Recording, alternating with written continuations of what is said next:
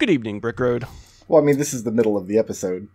Oh, that's right. I don't want to pull back the curtain that we're slicing two things together. It's open now, and it's just oh, God. It's just a fat guy with a handlebar mustache and a little yappy dog. Look, I don't like you identifying me like that and calling me out, so...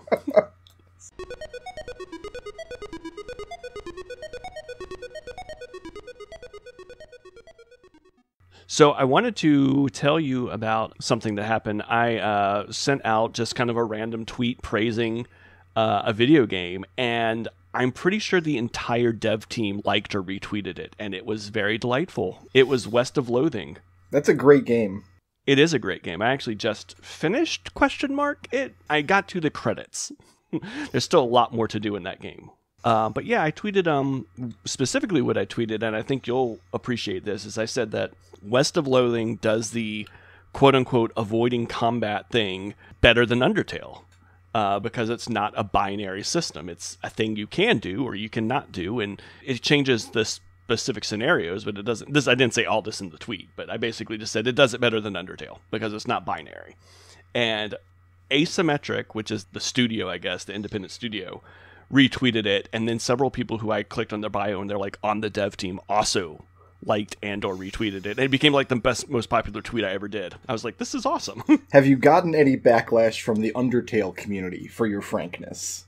No, actually, I didn't. I don't remember if I hashtagged it or not, so I don't know if the Undertale community caught wind of it. Here's the thing. I like Undertale. I actually love Undertale, but I love Undertale because I played it kind of knowing what it was going into it, and went into it as a more linear experience versus trying to figure out the morality of it. I just played it pacifist from the beginning.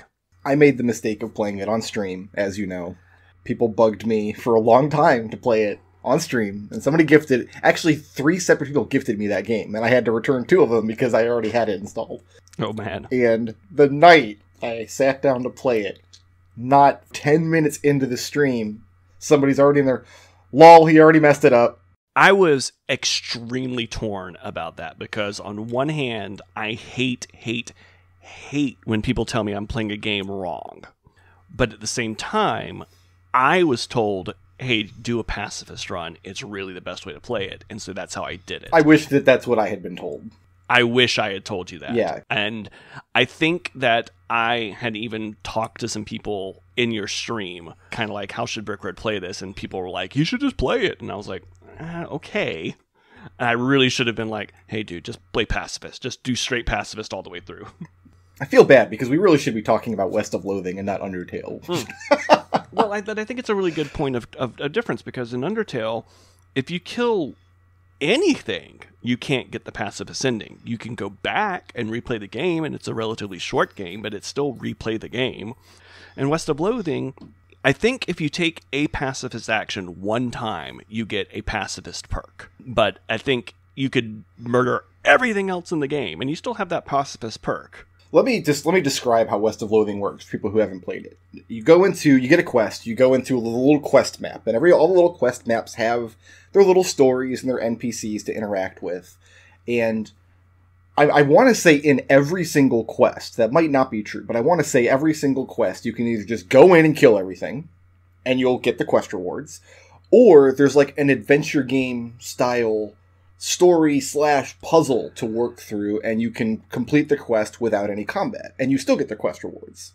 So yes and no. The caveat being that there are some times where you go into one of these things and you can do the not kill everybody thing if you have the particular stats, because West of Loathing is a game that has cutesy names for it, but it's basically strength, intelligence, and dexterity. I played a Moxie build. I played what would be a stealth build in most games. It's like Fallout gives you this with talking. Bethesda games give you this with like dialogue choices and stuff, where it'll say like, ooh, you have this charisma stat.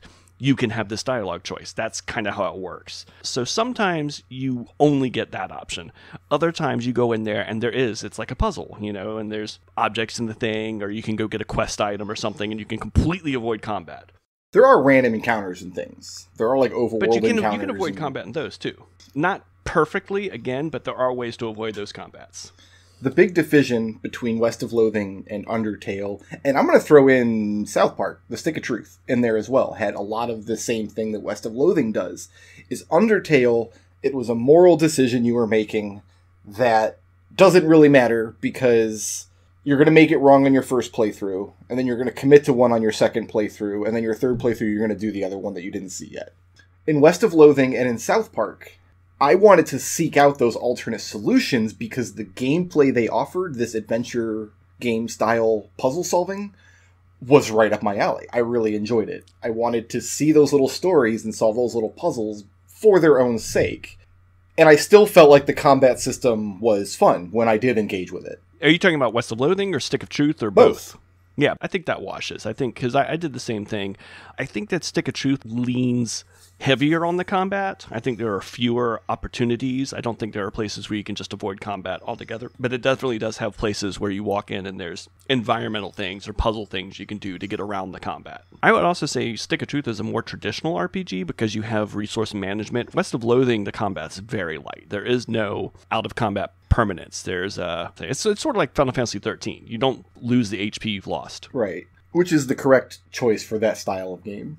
The one thing that I really like about West of Loathing is you can avoid so much of the combat, but even avoiding the combat gives you experience. And that is something that I think sometimes these games miss. In fact, Undertale, the only way to level up is through combat. Avoiding combat, you never level up. And they do have like an in-universe, wink, nudge reason for that. But I prefer West of Loathing. It gives you almost that more tabletop experience where if you solve a situation, you get the experience points for it. And I found that really satisfying. It was a Twitter discussion today talking about D&D experience that I wanted to bring up with you. Because you have the distinct honor of maybe the most boneheaded player move I've ever seen in my life. In 20 years of D&D. Would you like to describe to the people how you lost 4 million pieces of gold? Sure, and feel free to just step in and correct me where I inevitably get this wrong, because imagine that, I might not remember it right. So did you purge it from your memory? No, it's seared in there. I'm never going to live this one down. But the funny thing is I actually really like this story. I believe I said in one of the Twitter conversations that it is the best explanation, the best summation of that character. Because I had a character who was infamously a bad thief. He was a good rogue. He was very good in combat, but he was notoriously a bad thief. I just did not do well under pressure when I was doing infiltration and stuff like that. So what ended up happening is very late in the game. I mean, I was like level 18 or 19 or something at this point. We were doing the Baba Yaga. Baba Yaga. Baba Yaga. Mm-hmm. Oh my God, I forgot what it was. We were doing a Baba Yaga hut quest, which for those who might not be familiar, it's you go into this magical hut where the rooms move around and there's a lot of secret passages, and it's just this huge, dangerous, magical place that you have to figure out. And it took us, about like a month and a half worth of sessions, I think, to get through this thing. Like, it was insane. It was 5 or 6 sessions, yeah. I mean, and we're talking about you go in and then you escape. You go in and you retreat, and then you have to go back in and retrace your steps and hope things haven't been reset. It was an ordeal. And there's all these just horrible trap rooms. We had lots of people almost die, or I think we definitely had people knocked out. I can't remember if anyone straight up died and had to be recovered during this adventure. But one of the things that we found in Baba Yaga's hut was her treasure room, and we were told it has $4 million worth of gold and treasure in it. Without doing a full itinerary, that was just what Brickroad gave us, was $4 million worth of gold. That was printed in the module, by the way. There was 4 rooms with $1 million gold worth of treasure in each room. We eventually conquered the hut. We conquered Baba Yaga. It was amazing. If I remember correctly, we killed Baba Yaga, and you did not want that to happen originally. Yeah, I absolutely... I gave her some broken abilities too. I remember spending a great deal of time in that fight under the Dominate spell and trying like crazy to kill my teammates, which I personally found delightful. I love that. So anyways, we kill her, we take over the hut, and because I was playing a high level rogue, I had the use magic item ability. And so of all the characters, of all the magically innate characters we had, we decide we're going to let the stupid rogue gnome drive this thing. I can't remember why. I think one of our mages was out of commission or something, so it fell onto me. The hut required attunement by a wizard, and there were no wizards in the group. And you had a class skill that allowed you to attune to magic items regardless of class. Which is a wonderful well, it's not broken, it's just a wonderful ability that I had abused to great effect throughout the campaign. So I'm like, all right, I got my big boy britches on, I get into the throne, and I immediately get hit by some sort of trap or something. And Brickroad says to me, and I believe this was the very beginning of the session, because I think we ended the session, Zook is going to get into this thing. And then he said, okay, we're going to stop there. So the very beginning of the next session, I don't think I've even, sipped my tea yet. And Brickroad is just like, quick, McClain, I need you to name every room in Baba Yaga's hut that you can think of. And so I just start naming rooms. And because of the, let's just say, low-level PTSD the hut had given me, I start naming every trap and every horrible, disgusting, despicable room in that place. What I do not name once is the treasure rooms. And as it turns out, the hut, because Baba Yaga had been killed, became unstable. And what that meant was anything I could not remember, which in-game meant that I could not concentrate on, ceased to exist. In the first 10 minutes of one session, after the most grueling battle of our campaign, I lost $4 million worth of gold. And my teammates from that session still hate me for that to this day. I specifically remember Nodal saying he almost shouted treasure room, and he was like, to hell with it, I will take whatever penalty Brickroad wants to throw at me for it. I did tell all of the other players, you can't help him. And one thing that's worth noting is this was my first campaign I ever played.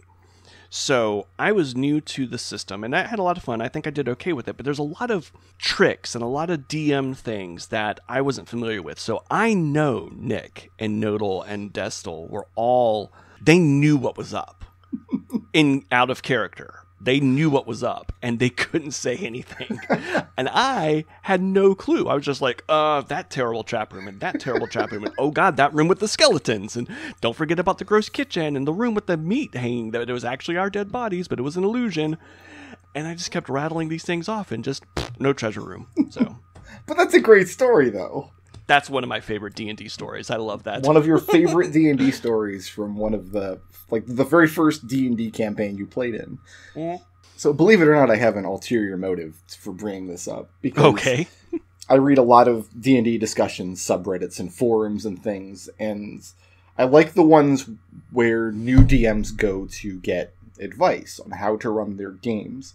And there is this very kind of coddling culture, this idea that DMs need to make sure that all their players are having fun and having a good time, and that's the only goal of the game. Right. If any of these people had gone to, say, there's an RPG horror stories subreddit that I also read, and posted your story about losing 4 million gold, I think this new culture of coddling newer DMs would hate it. There's this thought of you can't allow players to fail. You have to make sure that they succeed so the story keeps going forward. But in my experience, it's the failures that you look back and laugh at that become the best stories. And let's be real, because this was the end of a campaign. We were all extremely overpowered high-level characters. Other than just saying, I lost 4 million gold, really, in the context of the game, it didn't matter. Money was pointless to us by this point of the game anyhow. You guys at this point had a fleet of pirate ships, and you had a stronghold and 1 million gold in the bank, and we had a city. We had our own little fiefdom, we were fine. But yes, to be able to say, no, I lost $4 million gold like that, is amazing. And I think that you're right. The failure's oh my god, the fact that you beheaded one of your players, the 4th session of that same campaign, and you were just I warned you. So I have pretty good local news. Okay. There have been 7 confirmed cases of the measles in Pinellas County, where I live. Oh, fantastic. Yeah. Oh, I'm sorry. Did I say good news? Because I meant absolutely horrifying news. So, send your letters to Jenny McCarthy, care of... that's horrible. Is there a big anti-vax push in your area, or is this just all over now? Not as I'm aware. I read this in one of our local newspapers. It's a Tampa newspaper, so it's on the other side of the bay from us, and the question was, could the measles cross the bay? Like, yeah, because... Yes, of course they could. It's the frickin' measles. Because people are... The reason we have measles again now is because of stories that people are seeing on the internet and on cable news and whatever. It's not being transmitted by people biologically, it's being transmitted through the media now. And it just drives me crazy because every once in a while you have someone who's like, well, I never got the measles, I never got vaccinated. It's like, because herd immunity, because people generally speaking don't get the measles. But you know what happens? You get a few people who don't vaccinate their kids or vaccinate themselves if they're older, and next thing you know, a bunch of people who can't get vaccinated are getting these things. And that's horrible to me. That people with like weakened immune systems might get these things now because idiots aren't vaccinating their yuppie spawn. That sounds like a terrible Doom monster or something. A yuppie spawn? That sounds spawn. like something John Romero would have come up with. I remember when I was very young, 5 years old, I think. I had my brother and I both had the chicken pox. And at the time, there was no vaccination for chicken pox. So, like, I had them. And then, like, she took my sheets and rubbed them all over my brother to make sure he got them, too. Because that's how you deal with these childhood illnesses. Like, you get through them, and then hopefully you don't die. And neither of us did. Neither of us had any complications. We just got sick and got through them. But now there's a vaccination for it. Now, no 5-year-old has to get the chicken pox anymore. And the argument that, oh, it's just part of childhood, it's like, I don't understand that argument at all. Wait, well, hold on. People make that argument about chickenpox? Oh, yeah. I've heard it. That it's just part of childhood? Have they never heard of shingles? I don't know. I don't know what to tell you.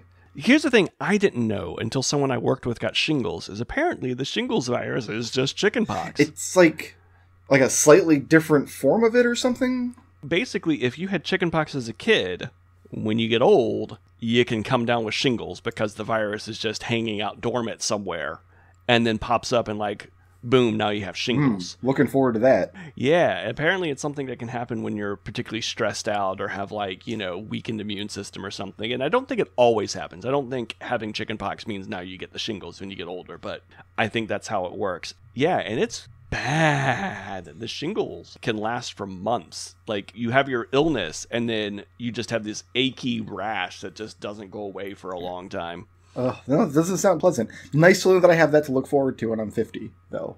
Yeah, because somebody had to share sheets, apparently. Do you remember the South Park episode where they did that? Does this ring a bell? I remember this one specifically because I was so horrified by it, because I don't think I knew that this was a thing parents did, is somebody got the chicken pox, so they have a chicken pox party. So, like, Kyle's mom or whoever invites all of their friends over to get the chicken pox. Oh, yeah.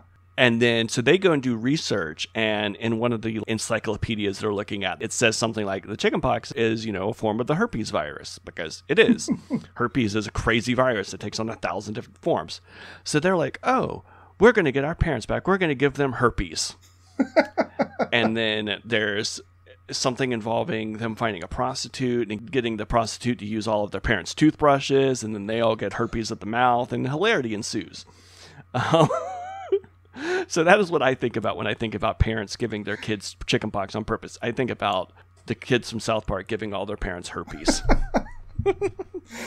And honestly, I kind of wish that would happen to anti-vaxxers. I wish they would all just get herpes. Well, then you got to go down to find a prostitute and get her toothbrush. That's a lot of work, man. I mean, I'm not suggesting somebody gets a prostitute to brush their teeth with Jenny McCarthy's toothbrush, but I'm not saying you shouldn't do it. If you have access to Jenny McCarthy's toothbrush, if the opportunity terrible. presents itself, We're gonna end up on a list. I hate Fortnite. Have you tried Fortnite yet?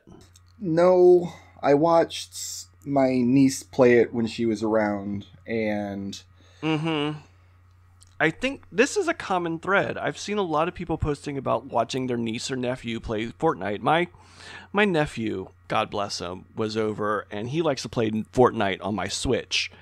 And occasionally he'll try to get me to boot it up on the PC and play with him. And I've done this a few times, and I finally had to tell him today. I was like, dude, I don't like Fortnite. I'm sorry. He's like, well, why not? I'm like, because it's not a fun game for me. I'm sorry. I'm old. I don't get the point of it. Fortnite, for those who don't know, and does anyone not know what Fortnite is at this point? I don't know how many 40-year-olds are watching that don't have access to nieces and nephews. I guess so, yeah. Well, so go get yourself a nephew and ask them what Fortnite is. Like, ask permission first. Don't just roll up at the airport and steal a nephew at random. Just hold up a sign at the playground, nephew wanted. But damn it, that's another list I'm going to get on.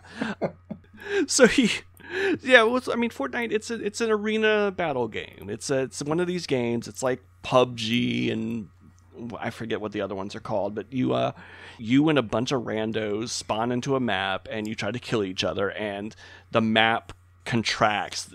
I don't know how the different ones do it. This one has a storm, so it's this circle that contracts on you to push everyone to the center of the map. And so my experience is I spawn into the map, I spend 5 minutes looking for guns and looking for materials, and then I get sniped by a 12-year-old from across the map. And the really frustrating thing about Fortnite is when you get shot and you lose all your life, you fall on the ground and you just crawl like an idiot, hoping that one of your teammates will find you and heal you, but you usually just waste a minute crawling around until you just die. And that's it. And that's the game. And I usually don't get to shoot anyone, and it's no fun. That sounds about right. That's been my experience with those kind of games. And part of me was I always try to be very fair. And I'm like, okay, I like Risk of Rain. Can I, in my brain, try to compare this game to Risk of Rain? Like, it's similar. You fall into a map, you play, you die a lot. It's sort of, is it like a roguelike? But I was like, well, no, because there's no progression. There's no skill. I mean, there's skill. There's shooter twitchy skill. But I don't know. I don't like Fortnite. I'm old, I guess. It's too bad being old. Yeah, it's too bad I don't like Fortnite, because apparently that's how you make the big money on Twitch, is you play Fortnite and you make millions of dollars. It's going to come back around one day, though, man. One day it's going to be like the big game that gets you the $1 million on Twitch is going to be like Chrono Trigger. And then I'll be there. Then I'll be good to go. Yeah, for real. And not speedrunning Chrono Trigger. No. Of course not. Slowly, methodically playing Chrono Trigger. Yeah. Because anyone can speedrun a game. I mean, they make money on that already. But who can really break down the themes of Chrono Trigger over the course of 4 or 5 8-hour streams? It's actually one of the most frustrating speedruns available. Is it really? I've never actually watched a Chrono Trigger speedrun. The Chrono Trigger speedrun is entirely RNG manipulated. So it's one of those games where 2 hours in, if you take too many steps the wrong direction, you're like, well, that's the run. Thanks for watching. Is there like a variant category that's not as RNG dependent, or is it pretty much all of the categories are I like actually that? don't know. I don't think it's a very popular speed game anyway. Yeah, I can't imagine. Like, at least Final Fantasy IV has that crazy step trick, and long before like Fortnite and PUBG and all these games, the modern battle royale genre became big. There was a Hunger Games mod for Minecraft that worked the same way. Oh no. You spawned in 4 or 6, like 4-person teams or whatever it is. And the world border would shrink over time. And the idea was you spent the time gathering your resources. And when you get into fights, they were really high octane, high energy fights. I used to watch videos of people following just them and their teammates, plotting ambushes against other people, like lucking into good resources. They dropped a combat patch for Minecraft, patch 1.9. I think we're up to like 1.12 now, but just go 2. Just why don't they? I don't. Anyways. But 1.9 was the big combat patch. It added a whole bunch of different combat changes to the game. And one of the changes they added was the shield. And I remember the funniest Minecraft videos I've ever seen is right after this patch dropped, watching the Hunger Games, and it just killed the whole game type. Because now you have people launching arrows back and forth, but you just hold your shield and block all the arrows. So, like, what do we do now? This is dumb now. Oh, no. So nobody liked the Hunger Games anymore. And I haven't seen a new Hunger Games style Minecraft series since. So maybe it's just over. Could you not use the mod to, like, say no shields? Like, is that not a thing you can do? I'm sure people are out there doing stuff like that, but I had watched the same group of people do like a season of Hunger Games every patch for a long time, and then 1.9, it's like, oh, this isn't fun now. Oh, that's so sad. McClain, do you partake in the little pleasures in life? I don't like to talk about that in public. No, sure. Well, like, what are you talking about? Oh, sorry. Do you need a moment? I need to, I feel now this whole topic's going to go in a very different direction from what I had in mind. No, please, go on. Part of the human experience is, this is going to be really thoughtful and kind of cerebral for a second, and then I was going to go to a place of comedy. But you kind of just crashed the comedy motorcycle right into the side of my set-up helicopter. This is what happens when you don't rehearse before a podcast. One of my little pleasures in life is I can go to the refrigerator and get a cold can of soda or whatever. And my wife will be laying on the couch, and I can sneak up behind her and press it to the back of her neck to make her squeal and leap out of the couch. I think this goes into the file of things that probably should have gotten Brickroad divorced by now. I've been doing this the entire time we've been together, and I will never stop doing this. Okay, fair enough. It gives me so much joy. And I think that's why she allows it. She's like, you know what? I gotta let him have this. It makes him happy. This is just something that I have to put up with in my life now. It doesn't work as well without the setup. I was going to see if you had a similar little joy in your life that you seek out, but now it's like, see what you've done. I've ruined everything. No, let me think about it. Do I have anything simple like that I like some little pleasure? I do have one, and this is ridiculous, but I work with a girl, a lady, who has had hiccups for like 2 years. And they're not like constant, but it's just like basically every day I hear her hiccup. And for some stupid reason, I've gotten the habit of whenever she has a loud hiccup, telling her, bless you. Because you usually don't say that to a hiccup. You usually say that to like a cough or a sneeze or, I don't know, a burp or something. So whenever she has one of these loud girly hiccups, she goes, eek! From my desk, I just go, bless you. And she gives me the same look every time. This just like, really? I tell her, I'm like, I'm never going to stop doing that. You're just going to have to stop hiccuping. So the interesting part of that story to me is you're going around saying bless you to people when they burp? Oh, yeah. No, any bodily function, I think, is worthy of a bless you. Oh, I tell that to my wife when she farts. If she makes an audible fart... That sounds like another little joy. I probably should have told that story before the coworker one. I guess it works as a setup, though. Just now I have this image of your coworker like going to therapy and being like, I've just been having this problem for 2 years, and there's this guy in the office that every time... See, if it was that constant, I would probably be like, oh God, I can't torture this poor girl.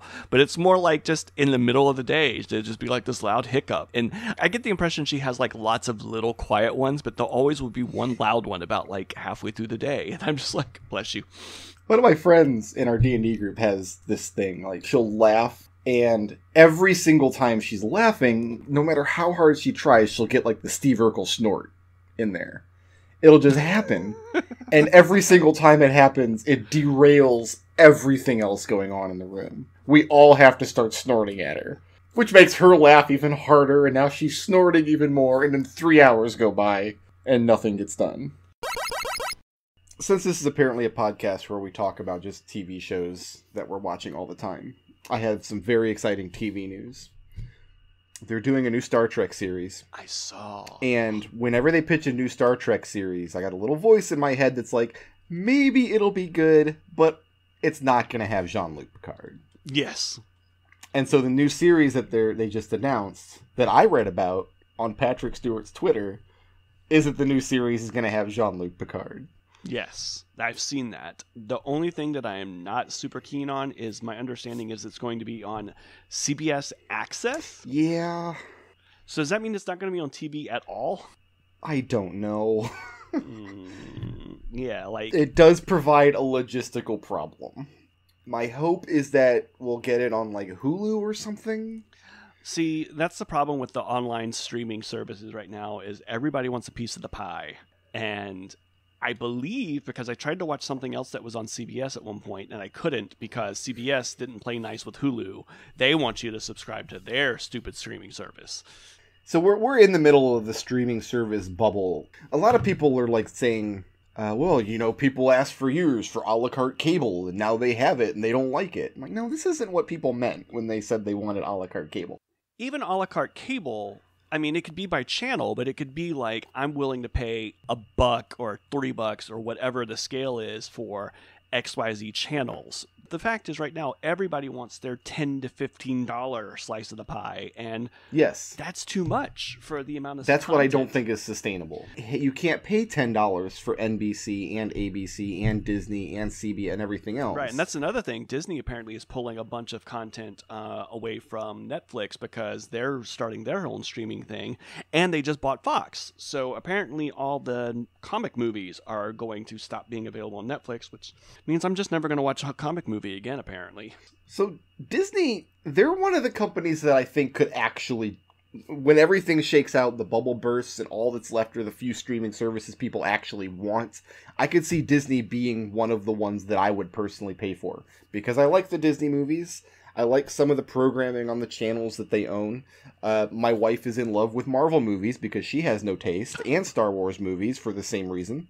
So I could totally see, like, oh, we'll pay $10 for Netflix and Hulu and Disney. I could see Disney being there. CBS Access. Well, that's the thing. I mean, like, CBS, first of all, does not have great programming traditionally. And the reason Hulu works is Hulu had a partnership with, Viacom? Well, Viacom is like half of TV right now. Like, let's be real. And then I think that like ABC played nice with them and some other stuff. Like, Hulu had a pretty decent collection, and one of the reasons I liked Hulu is you got a lot of stuff just like the next day. I very much would just watch the previous day's Daily Show the next morning. But yeah, if Disney owns Disney, Marvel, Miramax, Fox, I mean, if all that stuff's available, yeah, I could especially, oh man, can you imagine if the Disney streaming service just is like, hey, 90s kids, every Disney afternoon show, it's just on the service. I wouldn't watch them. Are you afraid to go back? I'm going to be honest. I wouldn't watch them. I don't think I could go back. Sorry to say. I went back and watched the mini-series, like the week of programming that opened up DuckTales, and that was still held up pretty well. I think there's a lot of fluff in there. You know, you got to remember, for every DuckTales, there was like 2 or 3 Bonkers and Tailspin. And I did have the Gummy Bears theme song playing in my helicopter in Metal Gear Solid for a little while. I remember that. I cracked myself up like a month ago or so. I wrote a big Metal Gear blog post. I had to go into the Phantom Pain and get some screenshots and called in the helicopter. And apparently last time I played that game, I had set the helicopter music to the Law and Order theme song. So I call in the chopper and it's just dong dong, bum, bum, bum. Just hauntingly carrying across the hills of Afghanistan. Yeah, executive producer Dick Wolf.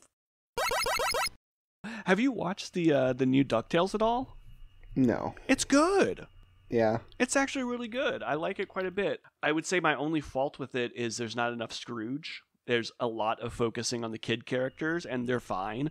I do wish there was more Scrooge being awesome. Yeah, see, I don't know. I kind of feel like I'm over the cartoons. I used to be big on, like, just relatively recently, big on the cartoons. So I remember going through Avatar and Gravity Falls and some other stuff. But yeah, the last few years, the only cartoons I've watched have been like the grown-up ones on Netflix. I enjoyed like BoJack Horseman. I'm kind of the same way. The main reason I wanted to check out DuckTales was I heard it was good. Mm-hmm. And I do like a lot of the voice talent that's on it.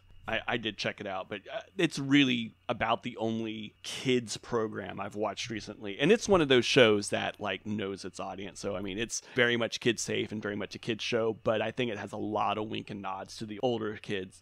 The references, like there's a whole thing where like they never once say the word gummy bears, but the thing they're looking for is very obviously gummy berry juice, which I thought was hilarious. That's what made me think about it. Even the nostalgia for Gummy Bears, though, you're skewing pretty old. Gummy Bears is almost before my time. Almost. Is it? I remember watching a lot of Gummy Bears. Maybe it was on reruns by that point. It ran for one season on the Disney afternoon, like in the very late 80s, before like DuckTales and everything else. Like, I remember I was probably in kindergarten. I mean, I'm only a couple years older than you, but the difference between a kindergartner and a 7-year-old, like, I think I was just all in on that already. So, yeah, like everything I watched when I was 7, I remember very clearly. But Gummy Bears is just a kind of a vague blob back in infancy somewhere. oh, I'm so old. I'm practically decrepit already. I have a YouTube channel to introduce you to, in case you haven't seen it. Okay. Are you familiar with Tier Zoo? Tier Zoo? No, I am not. Tier Zoo is a great channel. It's a channel that talks about animals and animal biology and things in the context of the world being a video game. So every episode is him like making a tier list of various animals. What are the best builds in this animal class? It's kind of the gimmick. I just Googled it, and the first thing that I saw was Are Geese OP? Yeah, that's his newest one. Our Geese. Subscribed. Excellent channel. But I bring it up because I feel like Tier Zoo, a month ago or so, gave us a definitive answer to the Pick 2 meme that we discussed. Oh, wow. Way back in our premiere episode. The Pick 2 meme was, it gave you an option of 9 animals and said, you have to pick 2 of these, and the rest are going to come and kill you. Oh, he's literally discussing the meme. Okay. There were eagles and crocodiles. And the first thing I liked about his video is he actually identifies the species in each picture. Okay. Like, we didn't know if it was an alligator or a crocodile. He knows what kind of crocodile it was. That's awesome. We eventually settled on, I believe, the hunter with the rifle. You can have one human, and the birds. And then we discussed whether or not the rats were viable. And I think we came up with some stuff for the bears, right, too. But he makes a very compelling argument that the correct option are rats and birds. I made a pretty strong argument for rats, because they give you like 10,000 rats. I was like, rat swarm is pretty potent. Well, we discussed, like, you could just hole up somewhere, you and your hunter buddy could build a house, and then the rats would give everything else the plague, and they would all die. Well, and we also were trying to figure out if we could use D&D swarm rules with those rats. But no, I feel like this is the definitive answer. I feel like he's given us the correct answer to the meme. Birds and rats. Because he argues the most dangerous single thing out there is the hunter. Right. But the hunter is not so good that if he's on your team is better. The hunter, instead, he views as a threat. And he's thinking, okay, but if I have 50 eagles with excellent eyesight, they could blind this hunter, and then he's useless. I think I was with them on birds, because I was like, you get those birds, and you just go for the eyes. You're going to take out anything, basically. Because you get 50 of these birds. Yeah, they give you a lot and of birds. There's not 50 of anything else except rats. Right. I remember the first time I looked at the meme, before I showed it to you, I was kind of cold on the birds, but I remember you kind of turned me around on the birds. I gave you that hot gunslinger, like Stephen King's The Gunslinger tip. That, like, I was like, no, man, birds are awesome. But yeah, his thought was that the birds have enough good eyesight to see all the other threats, and there's just so many rats.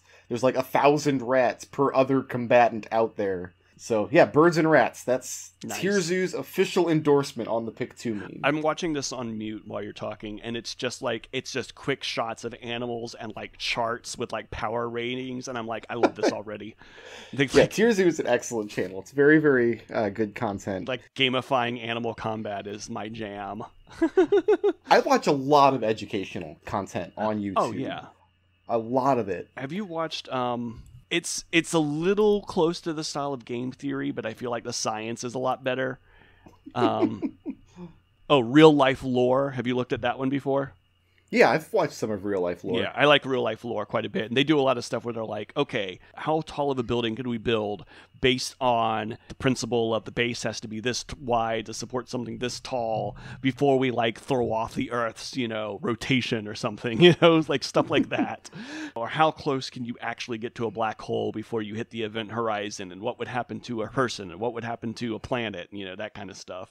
That's one of the strengths of YouTube, is that you have so many of these professionals, people who went into education or various sciences, but like as a hobby, they just make some videos and their hobby becomes their job. Right. Like, it's hard to look at a channel like Tier Zoo with that much support and think that this guy, he's easily could make a full-time living just on this channel. And that's really a positive aspect of YouTube, that I don't think that kind of culture would have popped up if not for a venue like YouTube where anybody can make any video they want. Yeah, no, I think YouTube, for all of its flaws, has done a pretty good job of having a relatively open marketplace. I know there's been issues from creators about how they change their ad revenue stuff from time to time, but I think that you can go on YouTube right now and type in just about any random search term and find maybe not exactly what you were looking for, but something interesting. Like, I'm looking at my home screen right now, and YouTube's home screen, I don't know how their algorithms work. They are a mess. But here is a random video that says me channel, but every note is a random pitch. I don't know what that means, but I bet it's entertaining. I feel like we got off track because I was talking about things that are educational, things you can like learn from. Yes, sorry. No, I do. I actually, one of my favorite things to do at work is to, because I have a dual monitor setup, and a lot of times I'll just have kind of in the corner of my accessory monitor, I'll just have something playing that I can mostly listen to all the time. You know, a lot of game videos, a lot of times I'll have your Twitch feed up, but then sometimes I just go down a rabbit hole on YouTube videos with educational stuff, just completely random, real life lore type stuff. And now Tier Zoo is probably going to be my crack for the next couple of weeks. It's just very satisfying. You don't get that very often. It's not very often you get an internet meme that you reach a satisfying and definitive answer. But I feel like with Tier Zoo's help, we've gotten there with this one. Okay, YouTube, settle down. I clicked on Tier Zoo, and I'm just kind of looking at it. I was like, okay, well, what does it recommend to me based on Tier Zoo? And the top related channel is PewDiePie. Come on. You definitely don't want to take PewDiePie if a bunch of animals are trying to kill you. Oh, no. I mean, only if I can use them as a distraction, like throw them to them. Yeah, come at me, PewDiePie. Cut to 3 years from now. McClain is a broken man in a bunker.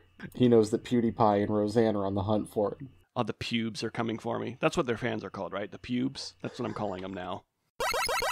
I only had one other topic, and I don't think we should do it, but I still wanted to bring it up.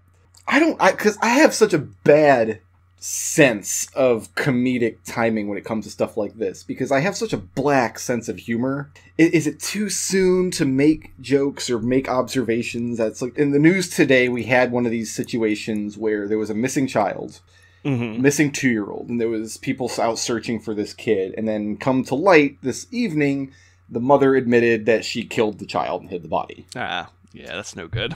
So, and it's a tragic story, and we've heard it over and over again, but right. What I keep focusing on is reading the news story saying that she admitted to killing the child in a moment of aggravation and hiding the body in the woods. And I'm like, what woods? There's no woods around here. There's no place you can stand. Like, I know the spot where this body was found. Mm-hmm. Like, I've literally been there. It's like 4 trees. There's no woods anywhere here. It's not woods, it is wood. Hid it in wood.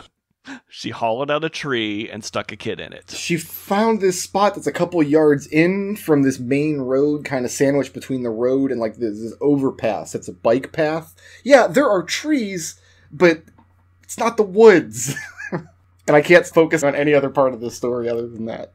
I mean, it's a fair thing to focus on. My wife is neck deep in this. Have you seen anything about this Colorado murder case where this guy apparently killed his wife and 2 girls? But, like, he keeps changing his story, and he claimed they went missing, so he went on TV and was all like, oh, my girls are missing, my wife is missing, and everyone's kind of like, he's acting kind of weird. And then they found the bodies, and they were like, oh, he totally killed them? So then he changed the story to, my wife came home from a business trip, and it was like the middle of the night, and so I woke up and I looked in the baby monitor and she was strangling the girls, so then I went and strangled her, and then I hid the girls' bodies by my work because that seemed like the right thing to do at the time, apparently. Anywho, she is neck deep in this story, and I don't know exactly what this has to do with what you were talking about other than kid murder, so this is a pretty bummer topic. It sounds like an excellent Netflix series that we'll see in a couple years, though. It sounds like a serial. They take what seems like a simple concept and drag it on an entire season of a podcast, and I strangely am obsessed with these things now. One of my guilty pleasures is the real crime, like, documentary serials on Netflix, because I'm watching these stories and I'm fascinated, but I always feel really dirty watching them because somebody has died. Oh, yeah. And their story is now my entertainment. Oh, have you watched the Forensics Files? Because that's another one that Michelle likes a lot. To my disgust and horror, yes, I used to have a addiction to the Forensics Files. I no longer watch it because we no longer have a cable subscription, so I'm free of that now. One of my favorite things about the Forensics Files, there is actually an episode of the Forensics Files where they figure out that a dude watched an episode of the Forensics Files and tried to improve on the murder by getting around some of the things that they used to catch the other dude on the Forensics Files. Okay. And then he got caught. It became an episode of the Forensics Files himself. And it is so weirdly folded in meta. It's like a sequel. Like, you wouldn't expect a sequel episode in Forensics Files. It's a murder show, for God's sakes. I empathize with that, though, because I've read this story. I'm like, all right, listen, I'm not going to kill a 2-year-old. But if I did, and I wanted to get away with it, like, I would definitely not get caught. Okay? You say that. But I'm just saying I would watch your Forensics Files episode. I know where there are woods. Like, I can drive 45 minutes and, like, there's woods. Don't dump it in the bay. It'll just wash up, you know, like that episode of Dexter. But you have put thought into this. My brain goes to weird places sometimes. But, like... Well... Even this Colorado thing that she's obsessed with now, apparently he watched, I don't know, some true crime thing. And, like, they found a record of it on his Netflix or something. And they're like, oh my God, did he try to reenact or improve upon some true crime thing? It's kind of the same thing. We're going to find out, like 10 years or so from now, we're going to find out that a lot of the things that get implemented on these true crime stories and on, like, the CSI-style dramas are just BS, specifically made up so that people will try to use those things and get caught. Like, somebody's going to come out in 2030 and be like, DNA is not a real thing. We made that up just to catch everybody. Yeah, we just tell people that and we get confessions. It's really just, you know. We've been breaking into hotels for years and spraying just nonsense down on bed sheets so Gordon Ramsay has something to find with his black light. It's not actually DNA. Well, you know what? It's actually the opposite problem. I've heard that one of the problems that actual forensics experts have now is that when DNA tests aren't as, like, clean cut and definitive as they see on CSI, juries are way more skeptical, and it's actually making a lot of their jobs harder because there's a lot more reasonable doubt now because the science is not, it's not like CSI where you know, what's his name? I almost said David Duchovny and now I can't think of who his name is now. It doesn't matter. Yeah, you know, when the guy takes off his David Duchovny is fine. We could just go so with when that. David Duchovny takes off his sunglasses and the Who song kicks on, yeah, there's no, like, yes, this DNA points at this person. It'd be like, well, no, the DNA indicates that it's some, you know, this person has a 98% chance likelihood of being at the scene of the crime or